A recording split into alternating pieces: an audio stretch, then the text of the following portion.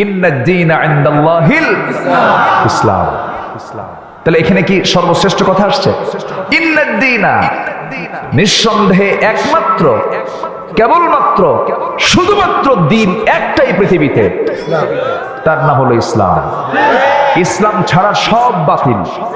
ইসলাম ছাড়া সব কি বাতিল। কিন্তু অন্য ধর্মকে আমরা গালি দেব না, অন্য ধর্মের পক্ষে বিপক্ষে কোনো কথা বলবো না।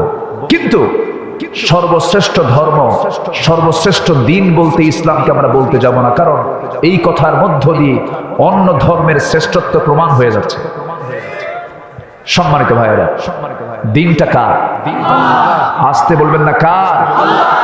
এই দিন কে দিয়েছেন? সেই দিনের নাম কি? এই পৃথিবীর প্রথম মানুষকে তার দিনও কি? বলেন, তার দিনটাও কি? ইসলাম।